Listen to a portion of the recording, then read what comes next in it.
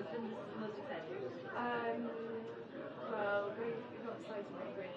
I went to a Trump funeral, like Hey, hey. Oh, thank you. Lucky number 13. Yes, thank you. Thank you so much.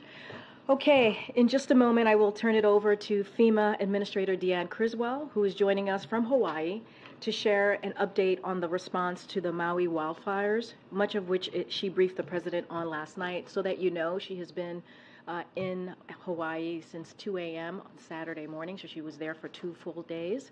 And as you know, she's still there right now. But before I do that, I want to once again say, as the president said last week, that he and the First Lady are praying for families who are grieving their loved ones and for everyone who has suffered devastating losses of land and property as a result of the wildfires in Maui.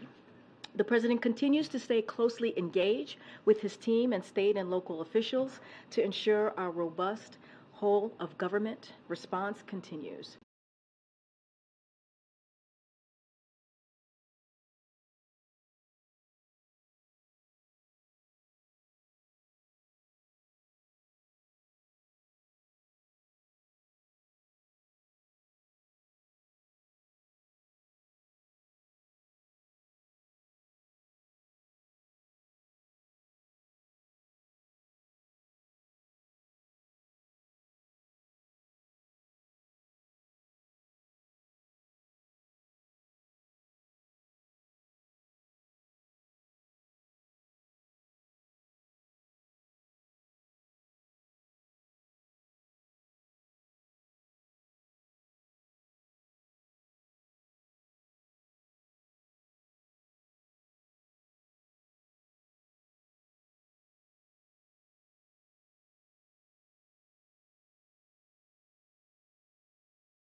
Briefings from FEMA Administrator Criswell on the ongoing federal response, a written update in the morning, and a phone call last night. I want to once again say, as the president said last week, that he and the First Lady are praying for families who are grieving their loved ones and for everyone who has suffered devastating losses of land and property as a result of the wildfires in Maui.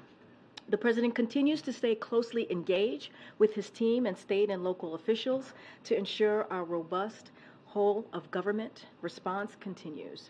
Yesterday, he received 2 briefings from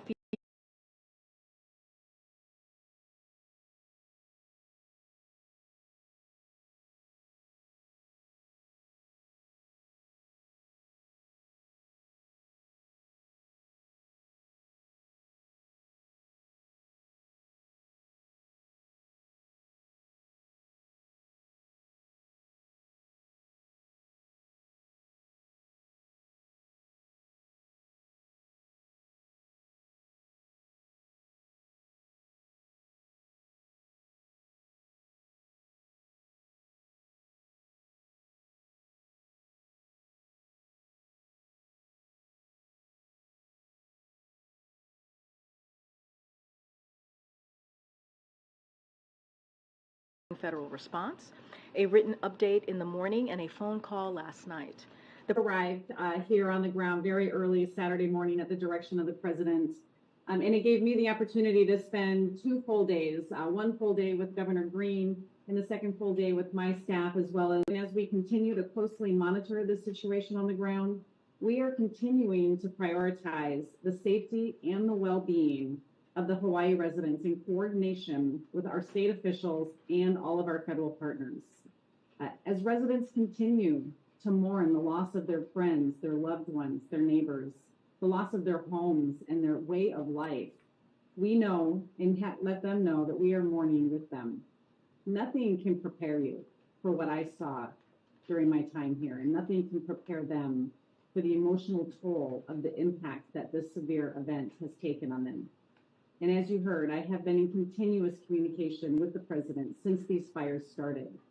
I have been giving him updates and his team updates, letting him know what the federal family is doing to support everything that Governor Green has asked for. A part of that, at the request of the state of Hawaii, FEMA has activated our Transitional Sheltering Assistance Program, which is now available for eligible residents who were displaced from their home. This is FEMA's hotel program, And this will allow them to move from shelters into pre-identified hotels or motels temporarily as they develop their long-term housing strategies. This is in coordination with the governor, as he has also stood up a program to provide Airbnb rooms or other hotel rooms to support residents. And we will be working in close coordination with each other to make sure that everyone finds a temporary solution as they begin to develop their plans for rebuilding. We're also focused on getting funds into people's hands so we can help with some of their critical urgent needs. This is called critical needs assistance, and it provides $700 initially to provide food, water, first aid, medical supplies, other just critical needs that they need right now. This is in addition to what they will also be able to be eligible for in cash assistance for the loss of their homes or the loss of their personal property. So I encourage anybody who has not registered for FEMA assistance yet to go to disasterassistance.gov or contact 1-800-321-FEMA to get into the system and start this process. We also have over 300 personnel on the ground. Many of those can help you also register, as we understand that connectivity is still scarce in some areas. The response and recovery efforts, I just want to note, in Hawaii are going to be a whole of government approach. We rely on the experts of dozens of our partner agencies to make sure that we have all of the right resources to support the recovery needs for this area and to make sure that we are successful in providing relief to survivors. We also want to make sure that we are getting all of the appropriate information out to survivors. So we are working with our state and local partners to ensure that our outreach and our messaging is also culturally responsive and that we can get messages out to people so they know what is available for them. We have been on the ground since day one. We have an office here on Oahu that is staffed with personnel and integration members that work side by side with the state of Hawaii each and every day. So we were able to quickly integrate in with the governor's team as these fires started to arise. Our regional administrator was also on the ground already for a pre-existing meeting. And so he was able to connect with the governor as these fires were starting to make sure we were moving the right resources. And our federal partners, as you heard, the Coast Guard and the Department of Defense, were providing life-saving rescues as this fire was evolving. The coming days and the weeks, they're going to be tough. They're going to be difficult as people process what they have lost and what the road ahead looks like. But we are going to be with the people of Hawaii, as I have committed to the governor, every step of the way. We are already seeing a tremendous amount of effort and resiliency across the community as they are coming together to support each other as they work through what this is going to look like in the future. And together with our voluntary agencies and our federal partners, we will be in Hawaii every step of the way to help residents take control of their recovery and help them rebuild in a way that is going to make them more resilient. And with that, I'll turn it over to you for any questions. Okay, thank you. All right, she'll take a few questions. Go ahead, Nancy. Thanks, Karine. Administrator Criswell, it's Nancy Cordes from CBS News. As I'm sure you know, there was a serious housing shortage in Hawaii even before this disaster happened.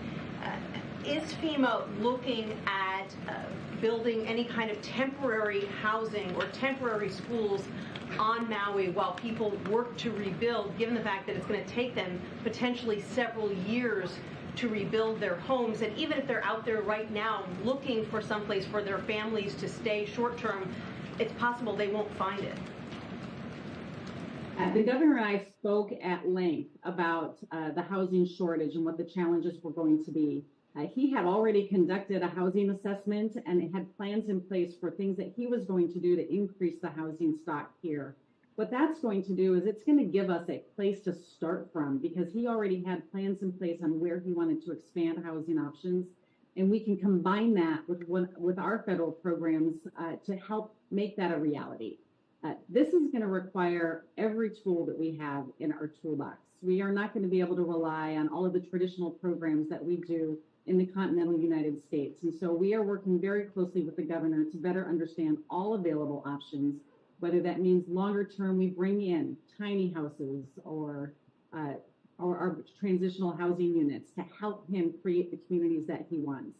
We're not taking anything off the table, and we're going to be very creative in how we use our authorities to help build these communities and help people find a place to stay for the longer term.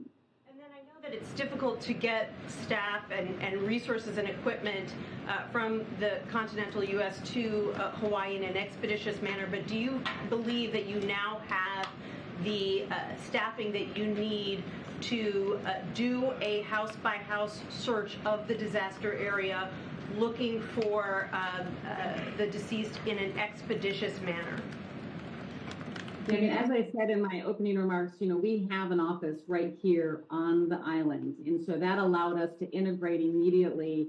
And it was through that coordination that we were able to move our initial urban search and rescue teams very quickly to get into the area and begin the process. As we have learned what the extent of this search and recovery mission is going to look like, we have sent more personnel as well as more cadaver dogs to come into the area.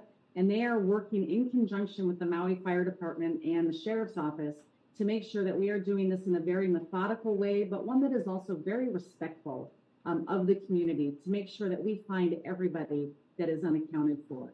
And so I do believe that we have the right amount of personnel on the ground integrating in with the local officials to do this. And what's your best estimate of how long that process will take? We had some initial estimates of how long it might take, but this is a really complicated situation. The dogs can only work so long because of how hot the temperatures are. There's also hot spots, and so we have fire crews that are helping to cool down the area so the dogs can go in there. I'd hate to give an exact estimate because we want to make sure that we are precise and methodical and respectful as we go through this. Go ahead, Steve. Is it possible for the president to visit without interfering with the rescue effort? Right now, our focus is on making sure that we are doing everything we can to account for everybody that has been unaccounted for. And the president has given me the space to make sure I'm bringing in all of the appropriate federal personnel and resources to do that. And so we will continue to do that right now. We want to make sure that they have, all of the resources and the space that they need and not disrupt operations right now. So no visit by the president is on schedule at this moment? At this point, again, we just want to make sure that we are working to help this community identify everybody that's missing, and we need to stay focused on that right now. Good. Thank you, Administrator. Just to be clear, has the federal government been able to fulfill every request that the state has made so far for assistance, and are there any delays that you are aware of right now, given obviously the unique challenges of Hawaii's location? The resources that are needed, we continue to work with the governor and his team to better understand what they need, and as soon as they make a request, we get that request in process. One thing that I talked with the governor and his team about is, even if you think that you might need something a week from now or 2 weeks from now, let us know ahead of time so we can get that resource moving. If we don't need it, we'll turn it around. So at this point, I have no awareness of anything that we have not been able to meet, and we will continue to build up our presence here on the island to support this. This is going to be a long-term recovery operation. We have the resources we need today, and as we continue to identify what the needs are, we'll continue to move more in. And you mentioned how, obviously this is an ongoing, lengthy process. Cadaver dogs so far have only covered about 3% of the fire area. I think 96 victims have been discovered so far. Can you give us a sense just of how much should we be braced for? Are we talking hundreds of deaths here? I would, again, defer you to the state for what they think the total estimate will be. You have to understand the situation on the ground right now. It is extremely hazardous. There are structures that are partially standing that engineers have to clear first to make sure it's safe for the search and rescue teams to go into, make sure it's safe for the dogs to go into. We also have to make sure the dogs are able to continue their job, and so they have their own work rest cycles. And so again, we want to make sure that we're doing this as quickly as possible, but that we do it in a way that's methodical and appropriate and culturally sensitive to make sure that we are going to be able to account for everybody. And so we need to give them the space and time to do that. We have brought in additional canine dogs, cadaver dogs. They are on the ground today, and I believe there's a few more coming, and additional search and rescue personnel to come in and support this effort. Good, Sonia. There are, I believe, tens of thousands of active duty military personnel in Hawaii. And I believe the Pentagon said this morning that they haven't yet gotten involved in any of the recovery efforts yet. Does FEMA see a need to get that personnel, that military personnel in Hawaii involved in the recovery efforts, in the aid distribution efforts, anything along those lines? The Department of Defense is one of our strongest partners, and we work with them on all of these different types of severe weather events that we are responding to. We are in communication with Indo-PACOM here as to what resources we can utilize as we go into the recovery effort. We have already mission assigned the Army Corps of Engineers to help support the debris mission. And we will continue to work with the governor, again, to understand what resources he needs, and we will bring in whatever federal partner we can to support that. Very nice that we have a large military presence here that we can tap into that helps expedite getting those resources in place faster. Good, Jordan. Thanks, Administrator. The administration included $12 billion for the FEMA's Disaster Relief Fund in the supplemental request sent to Congress last week. Given the extent of the wildfire damage, do you anticipate asking for more, essentially, to plus up that request, and will you submit that to Congress? You know, as we were monitoring the health of the Disaster Relief Fund, what we take into account, and we were anticipating what the deficit would be later in September, we took into account events just like this so we could support the initial response efforts. And so we do have adequate funding to do the response that we're doing right now, but we will need additional funding to ensure that all of our other recovery projects can continue and not get delayed until the next fiscal year. Administrators Kelly O'Donnell from NBC. Can you speak to the issue of ongoing communications? In the earliest crisis, that was a problem and people getting information, whether it was the warning systems or any of that. But with towers down and difficulty, how much is the inability to communicate with the citizens, with each other, still an ongoing part of what you're dealing with, and what can be done to augment communication capabilities? No, I can't speak to the initial communications in the warning. What we are really focused on right now is making sure that we do have continuous communication to help people understand what resources are available, what the next steps in the process are going to be, and where they can go to get more information. There's going to be plenty of time for us to go back and learn some lessons from how the initial event unfolded, but we really need to stay focused right now on making sure that they have accurate information on what resources are available, to make sure that they understand that they can register for assistance with FEMA, and that we are going to be able to provide them some additional support throughout this recovery process. And if I could just follow up on that, but cell towers are down, people don't have access to their devices. Is there a concern that people aren't able to get the information simply because of the extent of the devastation? There are some cell towers down, but where I was yesterday, I went into 2 different shelters on Saturday, another one on Sunday, and people had communication. They had cell phones, but we also have personnel in those shelters, and there's multiple shelters around the island, and we are continuing to send people into the shelters. The Red Cross is there, our personnel are there, and we're going to stand up a disaster recovery center here in the coming days, which will be a one-stop shop that will have federal personnel, state and local personnel, as well as the insurance industry, so people can start this process of rebuilding. Thank you. Kayla Tausche, CNN. On funding, FEMA's own estimates have suggested that even just part of the recovery could cost north of $5 billion. Where are your estimates currently, and how much are you communicating to Congress and the White House that you'll need for this recovery? There are a lot of reports out there right now talking about what they think that this potential what the potential cost of this disaster is going to be.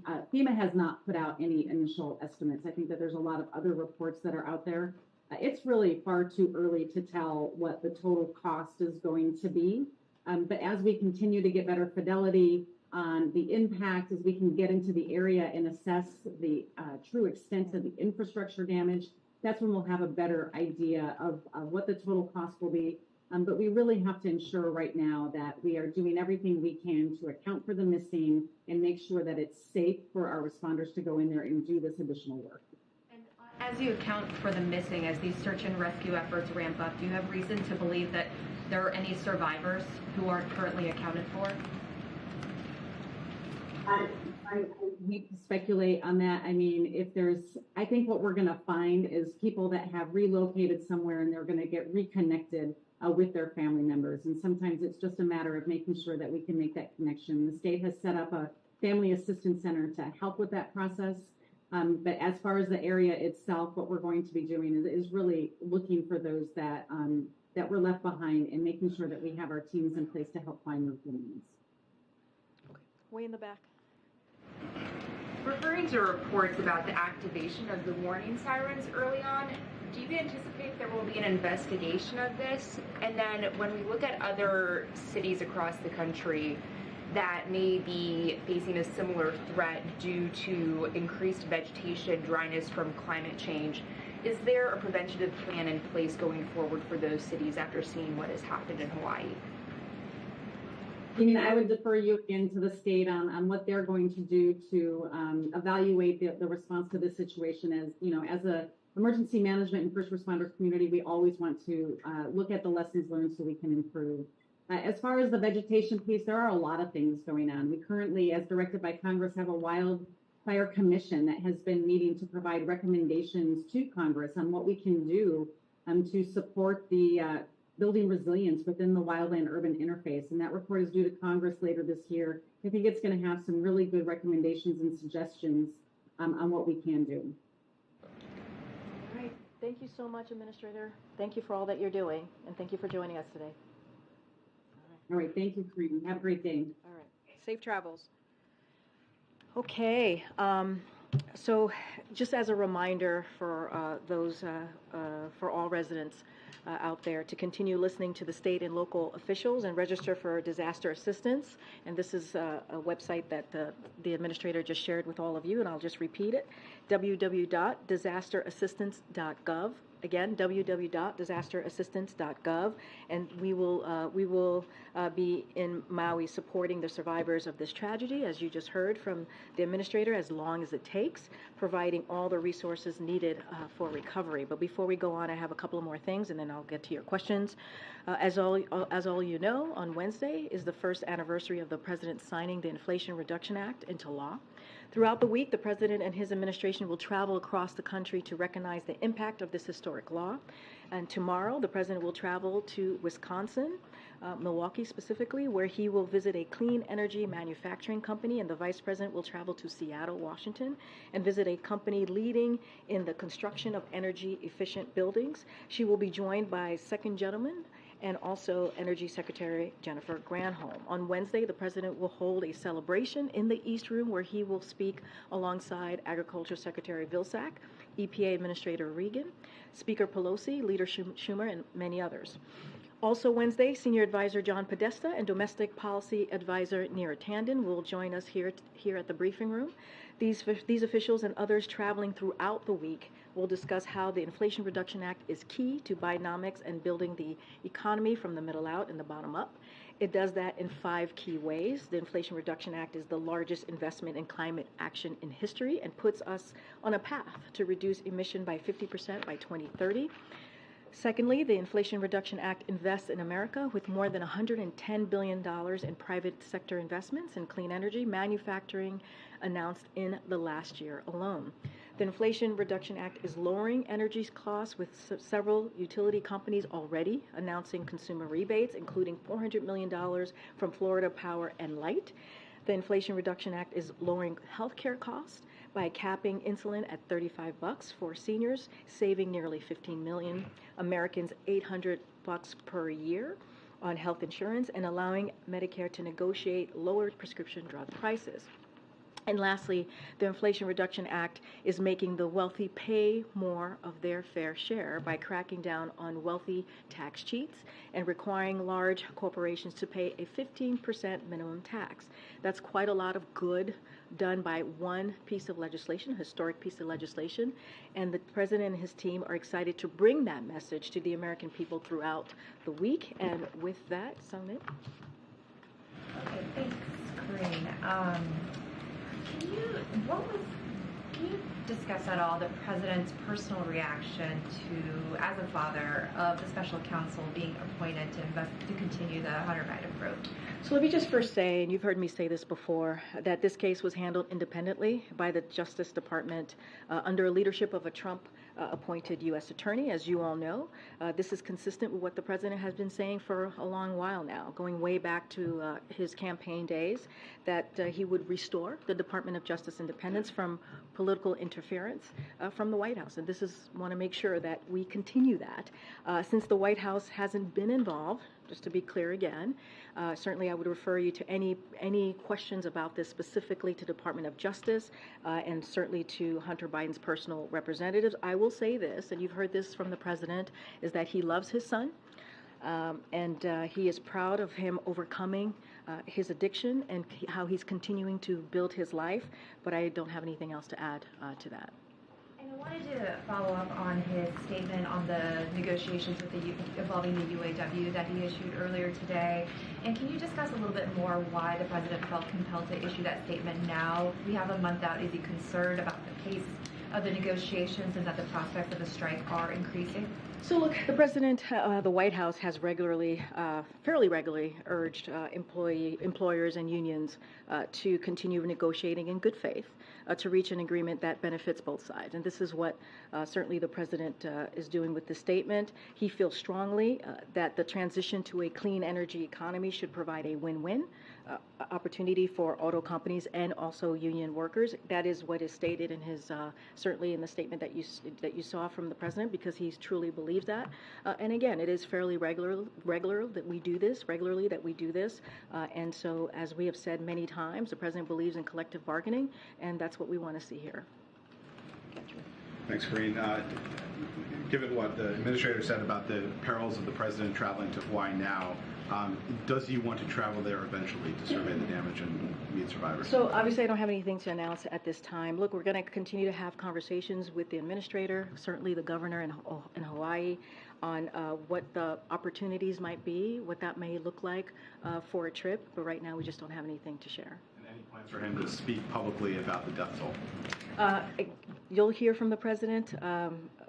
You've heard from him already on Thursday. Certainly you'll hear from him, continuously this week as he's going to be traveling tomorrow. I just don't have anything to share on that. But look, this is something that the president clearly is deeply concerned about. That is why you heard we had the administrator zoom in, right? Clearly from where she is in Hawaii to talk directly to all of you, to take your questions. You heard from her. There's more than 300 personnel, FEMA personnel on the ground. There are more than a dozen federal agencies who are taking actions, and that is including the Coast Guard, the U.S. Navy. You heard me say that at the top, the Department of Defense. And FEMA has staged more than 50,000 meals, 75,000 liters of water, and thousands of cots and blankets. And we're going to continue to be available to them. We're going to continue to do a whole of government response in Hawaii and Maui specifically to make sure that they have everything that they need. Look, you're going to continue certainly to hear from us on this issue. Just really quickly, want to follow up on Sun Min. What's the level of concern inside the White House about a potential work stoppage at U.S. auto plants, given the tense nature of that negotiation? So look, I'm not going to get into hypotheticals from here. What I can say is the president believes in collective bargaining. That's what he continues to encourage. That's what the statement basically lays out. And we saw how that worked well, right, with the Teamsters and UPS. They were able to come to the table and come to a mutual beneficial agreement of both sides. We saw that with the West Coast ports. We've seen this many times before play out, and that's what the president wants to see. That's what he supports. And we're just going to have to be hopeful and be positive that they will come to an agreement. The president told donors that China is a ticking time bomb and that China's growth rate is about 2%. China estimates their growth is higher than that. Where did the president come up with that number? Well, as you know, the president speaks very candidly, and he'll continue to do so about the PRC and our legitimate differences and disagreements. The president has not shied away from that in the last 2 years. It should come as no surprise that sometimes he will have tough things to say about each other, right? And we certainly are not alone in that, in those comments.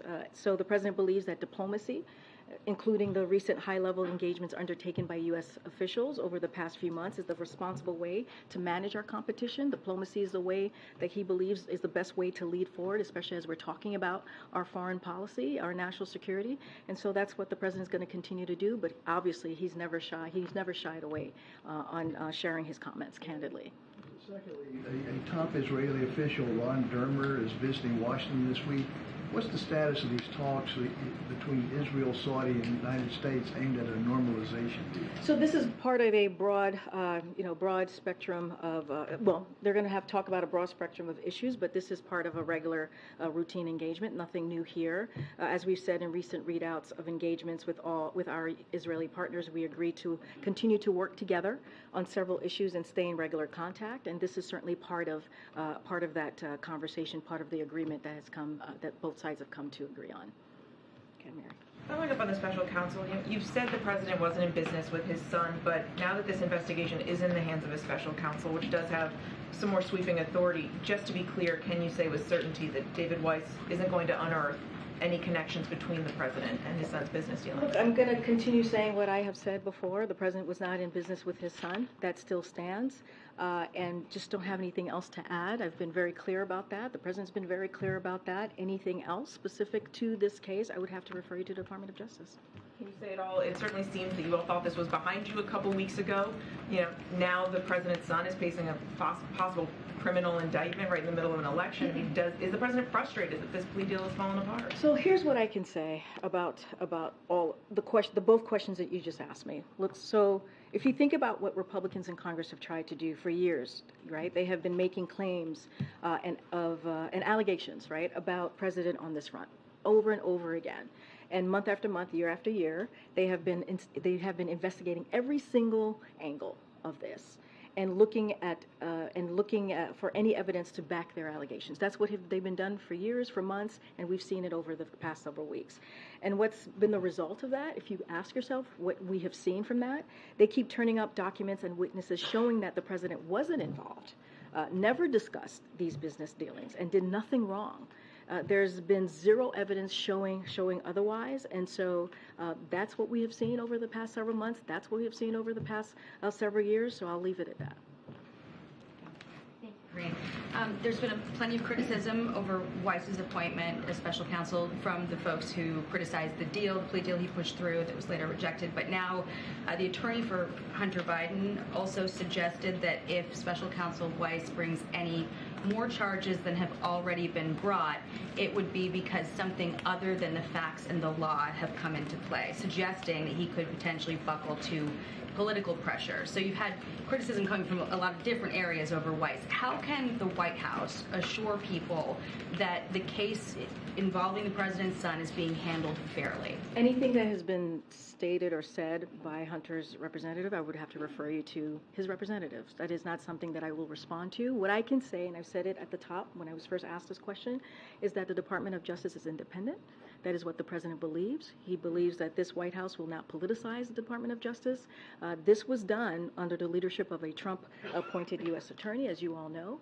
And so I'm not going to add anything else to that. White House support Weiss going before Congress to answer questions for the sake of transparency? That is up to the Department of Justice. Okay. And then on Iran, former Vice President Mike Pence said that the unfreezing of those assets would amount to the largest ransom payment in American history. And then you also had the Israeli Prime Minister Netanyahu saying arrangements that do not dismantle Iran's nuclear infrastructure will not stop its nuclear program, will only provide it with funds that will go to terrorist elements sponsored by Iran. So most, if not all, Americans support bringing home hostages, but is the administration not also concerned that at the same time it's talking about giving Iran $6 billion, they're considering putting, Marines on commercial vessels to bolster security against this state? So a couple of things. You asked me two questions, so I'll take the first one. So I want to be clear that the negotiations for the release and return of the United States are ongoing. To the United States of these 5 individuals, they are ongoing. Just to be even more clear, what is being discussed isn't a payment of any kind. These aren't U.S. dollars. They aren't even taxpayer dollars.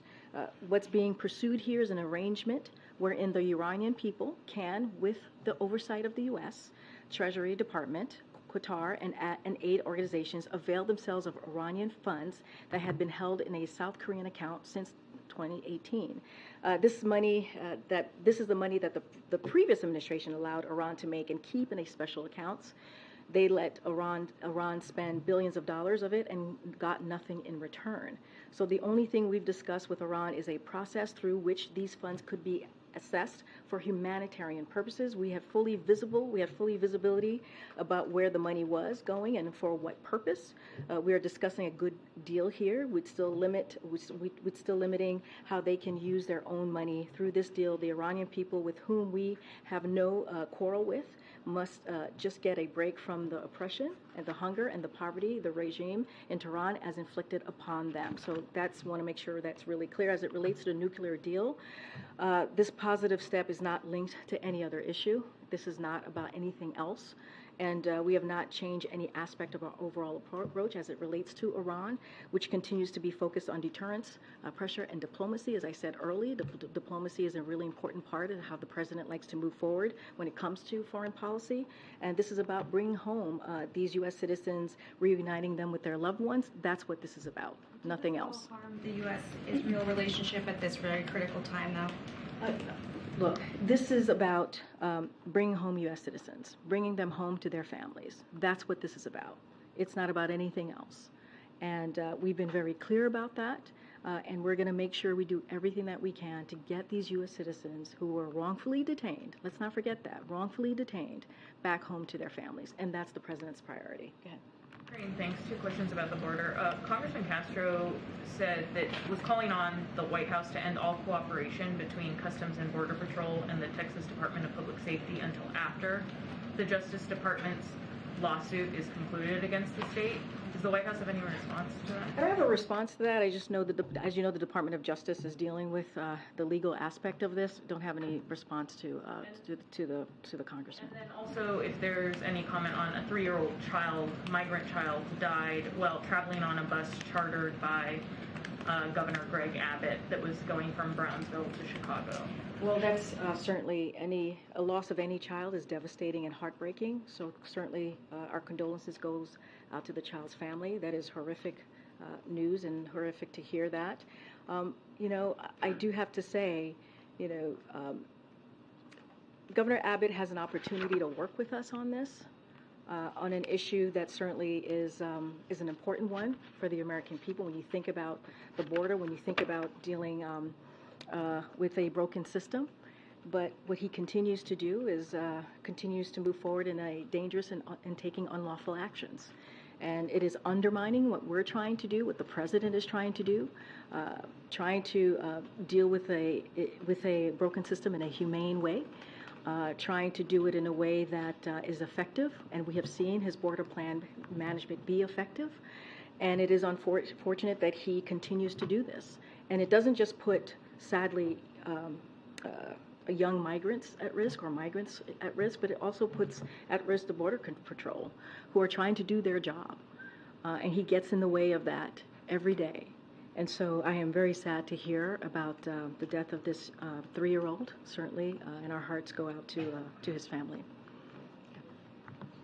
Has the president given any advice that he should not speak about Hawaii at this point? Because when he spoke the other day, he added that to planned remarks. The death toll is now roughly tripled. It's now the worst in history. He had an opportunity, he could have stopped by to see us when he arrived back. Do you expect that he will have any kind of standalone comments about the new level of loss and devastation? So you could expect to hear from the president on this issue. Clearly, it is something that is deeply concerning to him when it comes to the wildfires that we have seen in Maui. That's why we again had the administrator here. That's why she was on TV the last couple of days, being on the ground. She can speak directly to this, right? Being on the ground. I'm asking about the president's No, I just said you'll hear from the president on this. I don't have anything to announce at this time, but certainly he's the president, right? You're going to hear from him. You heard from him on Thursday, and then you've heard from the administrator for the past several days. And so what the president wants to make sure is that Maui has the government of Hawaii has everything that they need to support the people on the ground. It's been a devastation as we have seen. You've just mentioned the loss of life. You just heard from the administrator who has said that she has been on the ground for 2 whole days, and that we have been there since day one. You heard that there's 300 personnel on the ground, so this is something that the president takes very seriously. And you've heard from the governor of Hawaii saying how he appreciates the efforts and what we've been able to do from the federal government. Of course, you're going to hear from the president. Don't have anything to share at this time, but let's not forget, we did hear from him on Thursday, right, when he was in Utah ahead of talking about the PACT Act, which is, as you know, it was a year anniversary, an issue that is incredibly important to many Americans, and he took that time to speak to it. So I'm sure you'll be hearing from the president. Go ahead.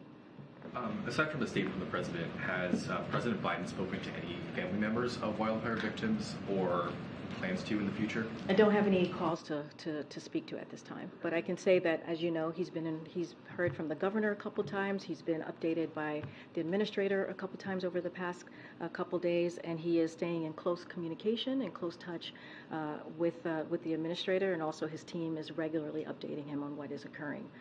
Secondly, a number of Democrats and progressives have called for this moment to be labeled a climate emergency. Has the president considered that that justification, that label, for this instance? So a couple of things. I know he's been asked this question a couple of times. I've been asked the question a couple of times. This is a president who has taken the climate crisis very seriously. He has called it an emergency since day one, saying that it is climate change is one of the 4 crises that we had to deal with coming in. He had to deal with coming into the administration, and he sees it as an existential threat of our time. And for that reason, what he did automatically was declare climate as a basis for emergency action under the Defense Production Act. Let's not forget what that does.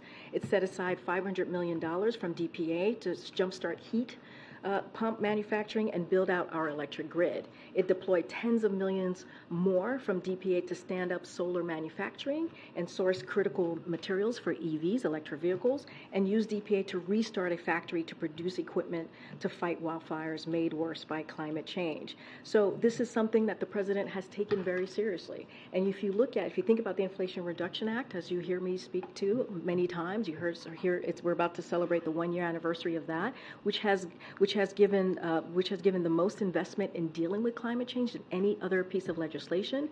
And what Republicans in Congress are trying to do, they're trying to take that away. They're trying to repeal IRA, and that is a problem.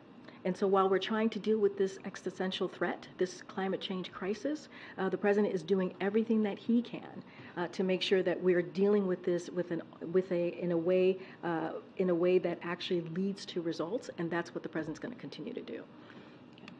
Hi. On Hawaii, has the president been briefed specifically on the issues surrounding the local response, such as the fact that the alarm didn't go off? I'm sorry, the music distracted me. I'm sorry. So has the president been briefed specifically on the issues surrounding the local response, such as the fact that the alarm didn't go off, or the fact that some people are saying that there wasn't a clear evacuation plan? So look, I know that there's an investigation going on that particular question that you're asking me, so I'm not going to get ahead of that. You got control of that, my friend? Okay. All right. There's only a briefing happening right now. Okay. And so there's going to be an investigation done on that. I'm not going to get ahead of that. So certainly would refer you to the state officials. What we're focused on, and I've been very clear, the administrator has been very clear on providing residents of Hawaii with all of the support and resources that they need at this time. And so that's going to be our focus. And we'll let the local government deal with the investigation. Go ahead. Karine, NPR has obtained a trove of inspection reports regarding these ICE detention facilities, privately controlled ICE detention facilities. And some of these documents show that there were egregious behaviors going on, negligent care. I know during the 2020 presidential campaign, Biden committed to ending these for-profit ICE detention facilities. That has not happened so far. Can you explain why the administration still is relying on it? So I have not seen the report. That's something that I would want to talk to our team about before responding to your particular report.